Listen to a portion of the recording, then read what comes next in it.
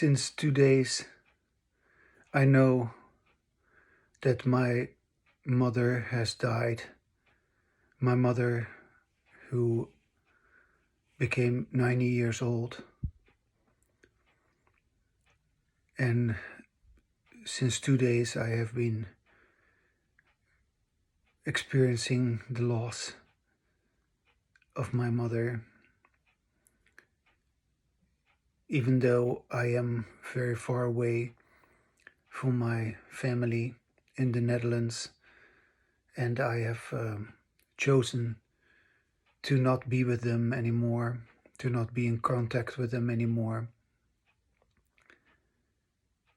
The news that she has passed away comes in waves of sadness. And I want to make a video about my loss. And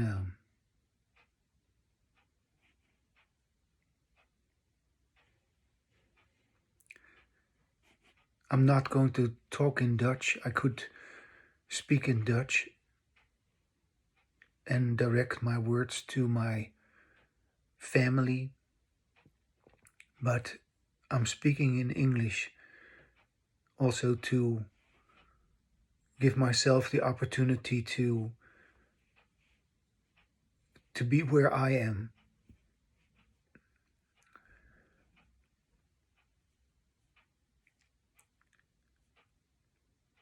And to stay where I am.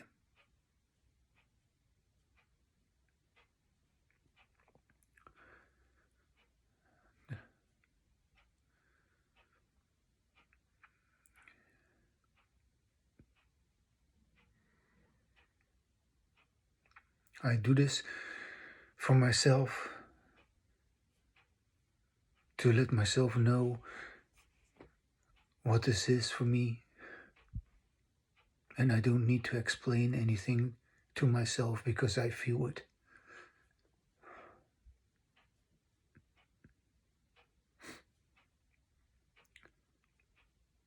And I do not only feel the loss of my mother, but I also feel the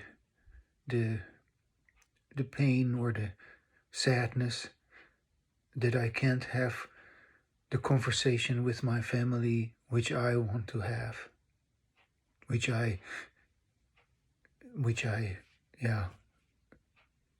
know how to have, and which I do not want to conform on. I've done that way too often because I wanted to be accepted, but it never made me feel accepted. And I was never accepted for my way of being. And so I had to say, I need to take my distance from my family. And in the loss of my mother, it once again, brings into my attention this issue of how I have separated from the people that I grew up with. And it goes further than that. It doesn't go only to my family members, but also to many, many people that I have known.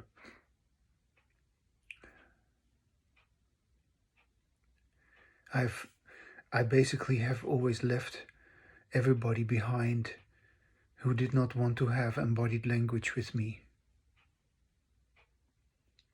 And if they did not want to do what they needed to do to recognize and to stop their own disembodied language, I did not want to be with them anymore. I could not afford to.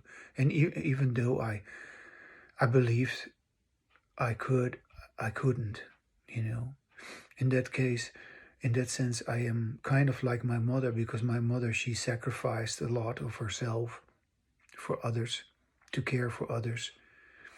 And I have also wanted others to understand this and to know about this and to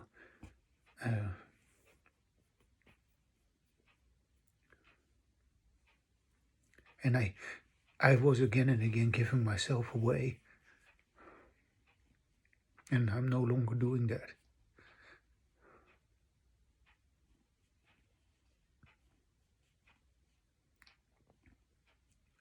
It's taken me a long time to stop doing that, but I have stopped it.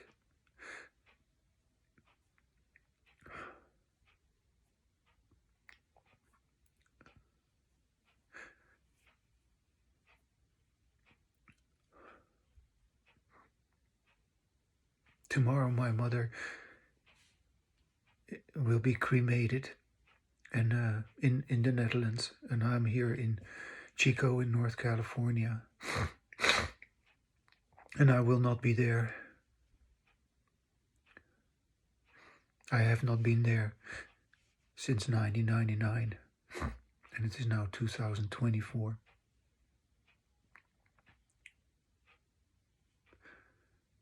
I'm not going to talk about the whole history or anything like that. I'm just going to only talk about my own feeling of loss.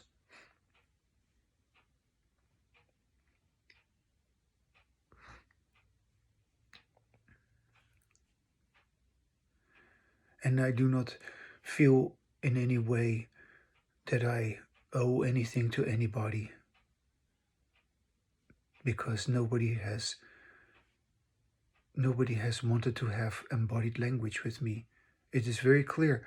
I mean, I have been writing about this for years. I've been speaking about this for years. I've been posting my writings. I've been making these videos lately. And still nobody seems to want it. But I continue with it, and in spite of the fact that nobody wants it.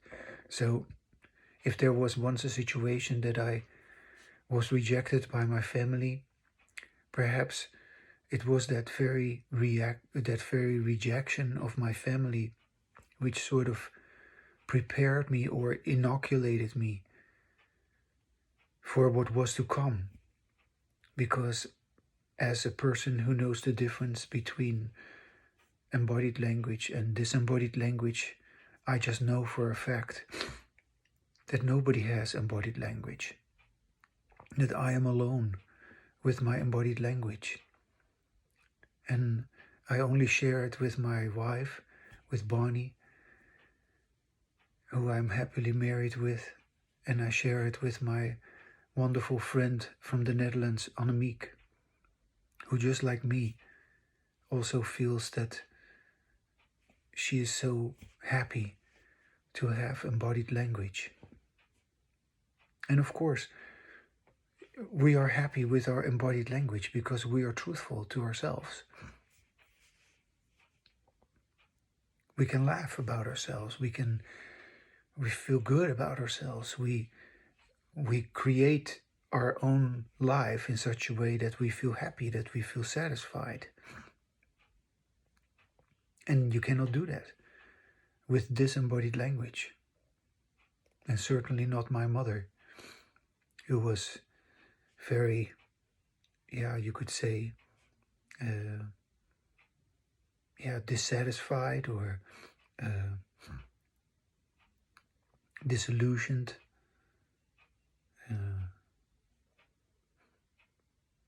bitter. And all of that because she did not really attain herself. She did not really embody her language. There was always a lot of complaining going on. And I felt bad about my complaining mother. I wanted that to not be like that. And although I tried as a child and later on to yeah, to please her. My way of pleasing people is to be honest, is to be sensitive. And if somebody is, let's say, like she was, constantly complaining and yeah, constantly feeling negative also, or because that goes with that complaining, that things are too much, that I am too much. I felt like I was too much for her, and I couldn't help myself, you know.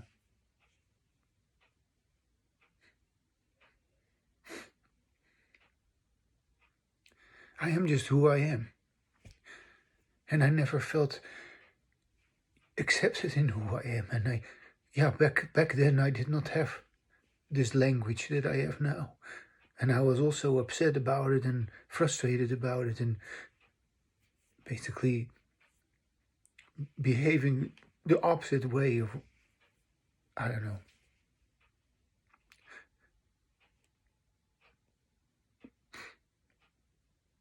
But I have the language now, and I was always actually trying to have this language, but there was never any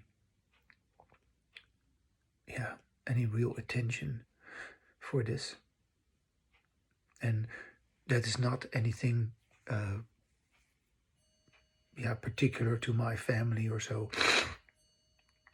I've discovered that nobody actually knows the difference between disembodied language and embodied language.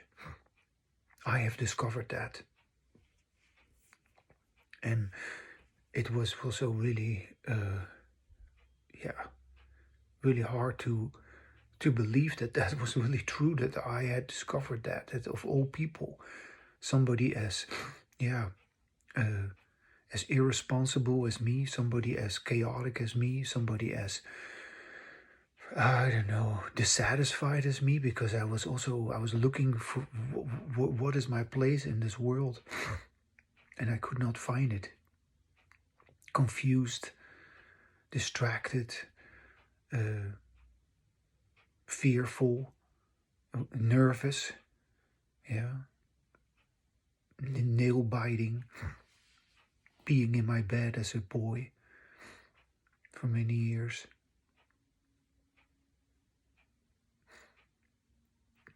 Having all kind of issues, like I was asthmatic bronchitis, all kind of problems with breathing and allergies and stuff like that. As long as I was at home, I was having all these problems, and it wasn't until I left home at age 19 that I started to somewhat recover from all of that. But yeah, I have discovered this embodied language. And embodied language is very different than disembodied language.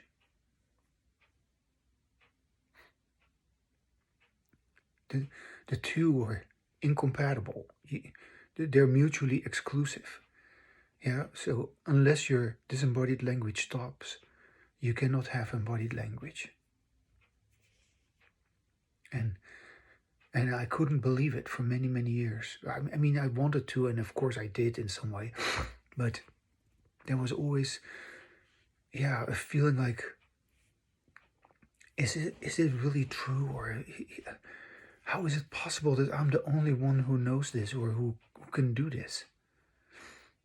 But it is so nice. It is so pleasant to just talk with yourself, and to just let things be what they are with your language,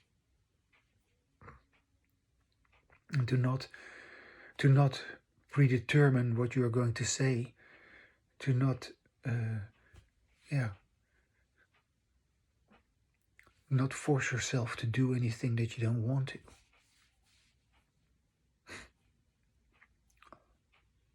To be free.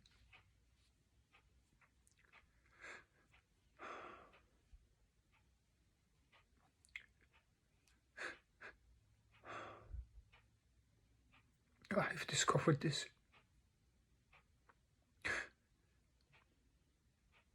And I could not share this with my family, so they will mourn the death of my mother without me.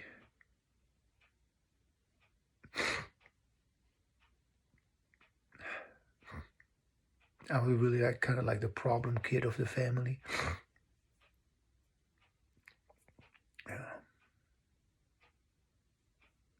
But I'm not a problem kid at all right now.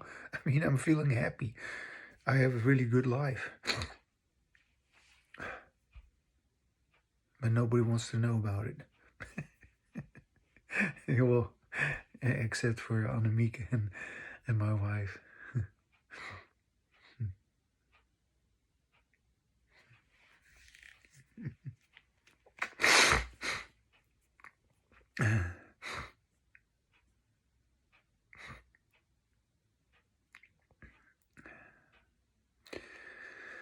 It feels so good to do this.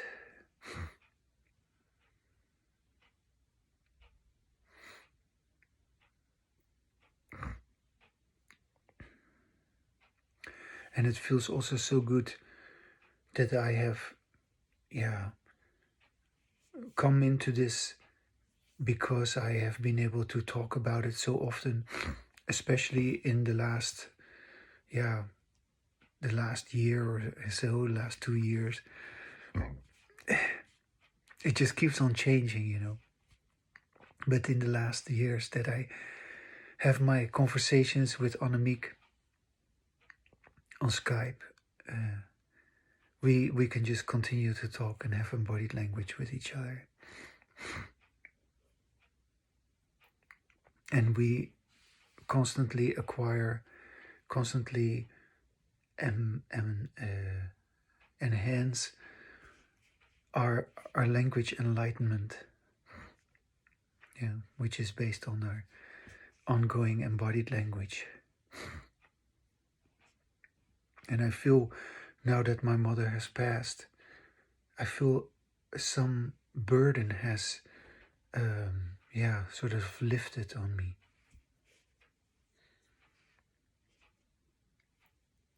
I felt bad for my mother for a long time.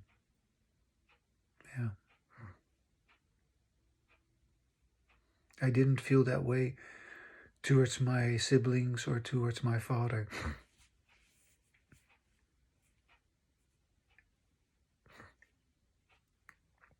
Towards my father, I felt more this authority conflict, that I knew something better than he did, and that he just, because of his habits, he just could not really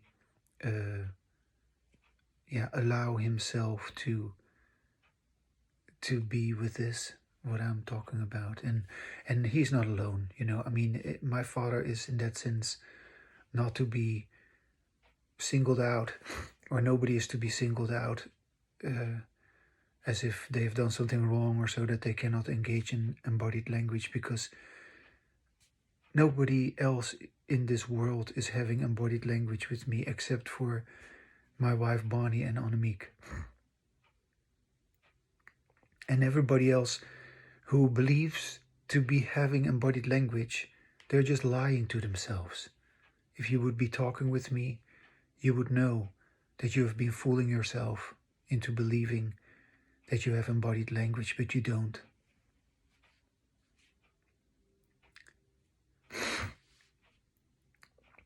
To put it differently, there's many people who know me. I've been around. I have let many people know about this. I've taught for many years. I've worked in psychology for many years. I've studied psychology. I've given many groups. I've given many seminars and workshops. And none of these people that have been part of that are in contact with me. Where are they? If it mattered to them, if it matters to you, it matters to you. If what I say matters to you, it always matters to you, not just once. And if it matters to you, I feel like, not because you are obliged, not because you have to, but I feel like there is no other way than to be in contact with me and with Annemiek or with anybody who has embodied language, because there's only a few of us. And you need to be in contact with us in order to be able to continue with it. If you do not have that contact, if you do not have that exchange, that social reinforcement, you are not going on with it. You're going on with something which you may believe to be embodied language, but it is just your own superficial idea of how you ought to be. This embodied language that I'm talking about has nothing to do with how I try to be or how I want to be. It's just simply how I am. I talk in the way that I can be myself. My language fits with my experience.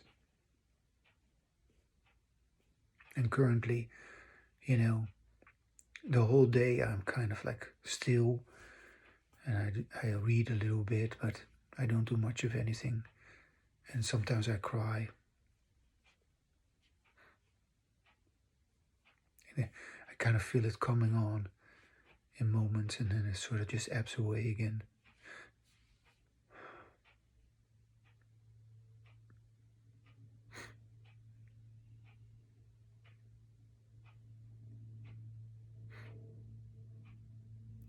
Of course, I also cry about the fact that, I also watch TV and, the news, and I see what happens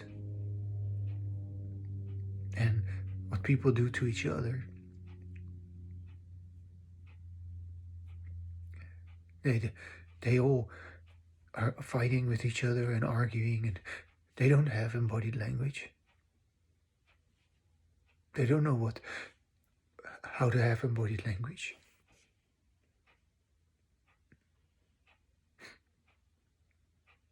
And I feel sad about that too. Although I must say, that sadness was much bigger when I was younger. I do not feel that sadness so strong anymore.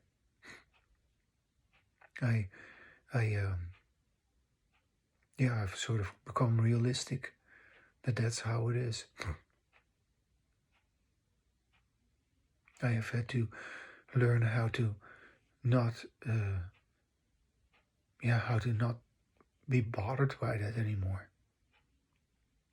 because it was just always affecting me.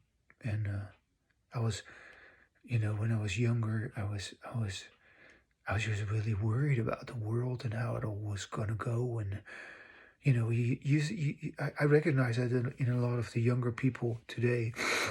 Of course, they are worried about the world and how it's all going to go, and whether there's going to be justice, and whether there's going to be equality, and whether people are going to be good to each other. But we all got it terribly wrong with our language. That is the problem, and nobody seems to want to pay attention to how they actually use their language. If you are going to listen to yourself like I do, if you're going to hear your own sound and have embodied language, then you're going to find out that you are conditioned to have disembodied language. And then you will have to acknowledge that, to have embodied language, there's no other way than to step out of your disembodied language. And that's a conscious act. A conscious act in which you can say like, oh, I don't want that. I don't want to argue. I don't want to scream. I don't want to feel frustrated. And no, I know that I can be like that, and I know when I am like that, and I know that, it's easy to be like that because it's continuously triggered. But when I listen to myself, I am not like that. When I listen to myself, I feel peaceful. I feel good. I feel at home. I feel happy.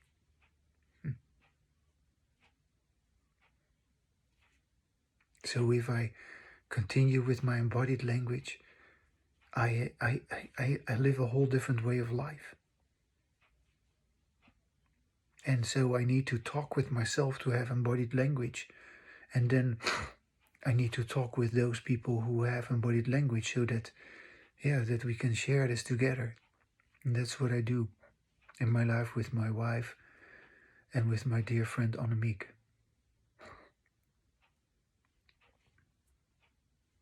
Who's 9 years older than me. And I am 65. We have come of age. And it is so nice to, to come into your own. Yeah, it's possible.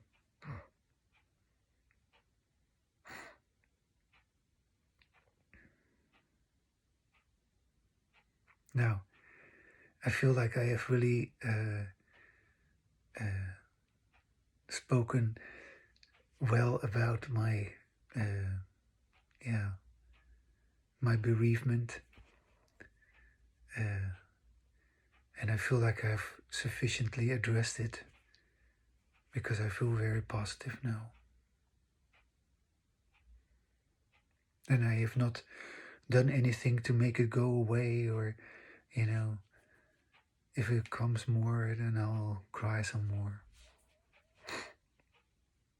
But I want to also post this to let the world know that we need to have language, embodied language, to be in touch with our feelings. Yeah, we need to be in touch with our sound, to speak with feeling. And only then can we continue with our embodied language. And with our embodied language, we're going to create a different world. I am already doing this. Annemiek is already doing this. And Bonnie is also already doing this. Yeah.